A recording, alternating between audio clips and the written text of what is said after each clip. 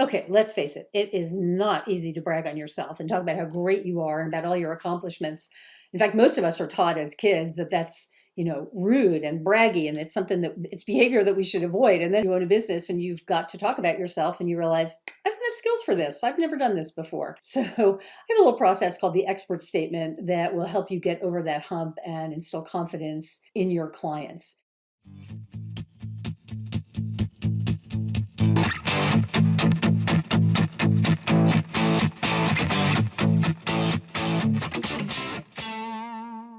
So the expert statement is a way to talk about what you do that demonstrates a bit of your expertise and positions you the way that you want the client to see you.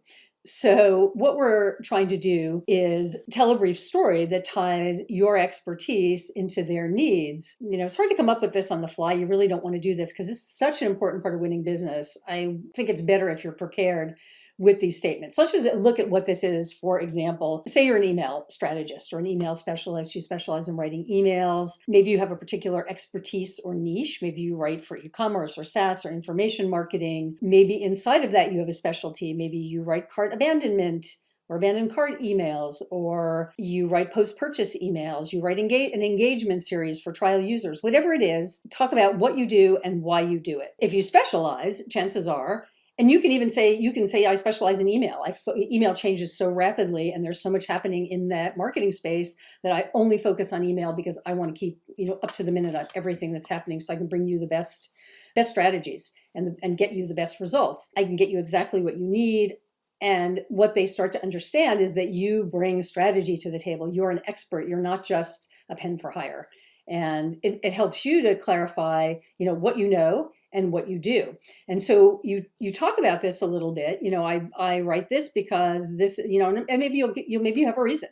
I've focused just on these kinds of emails because I have found that they're closest to the money, or they're the place in the cart where we can bring back the most people, or the place in the funnel where we can bring back the most people. So once you've told them and you've explained your specialty, now you tie it into their needs and the project. So you might say, I found with this specific focus, the thing you told them about as your specialty, I'm able to help clients get many more opens and more clicks. And it really works phenomenally well. So I am so excited that it's something you've decided you want to use. And I'm glad we're talking. Let's dig a little deeper and find out how we can make email work more effectively for you. So do you see how this has given them more of a big picture rather than, I've written emails. Yeah, I've written a lot of emails over the years. Email is my specialty. In fact, I love email because you get so close to the money and you're able to really influence people's decision, and it impacts your bottom line, and it's so fun because you get immediate results. Whatever it is, start talking about it in the way that people hear that you're excited about it, because that's who they want to work with, right? Who's on the cutting edge here. That should be you.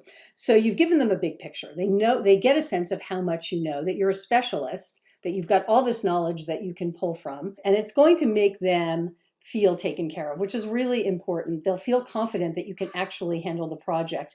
In fact, sometimes some of that falls away when they hear your enthusiasm, because I love writing sales pages, for example, and marketing funnels. And when I start talking about them, I get very excited, and they love that. That's the kind of energy and interest they want to bring to the team. Somebody who really wants to make this happen, and you can project that and instill that in them by sharing your expertise. And it really just gives you a solid foot to stand on. And if you don't do it, you miss the opportunity to impress them with what you know, because chances are, without this prepared thing to say about yourself, you're going to hem and haw, or you're going to say something much briefer than you would, because you're going to feel uncomfortable.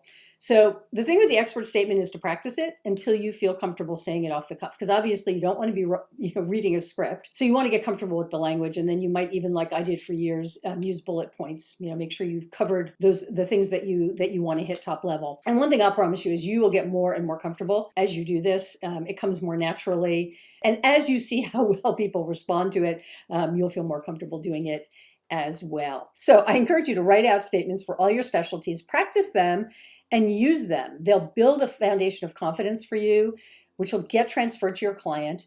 They'll get the sense that you're confident, and that transfers to everything that you bring to the table. And that's an ideal start of a great client-contractor relationship.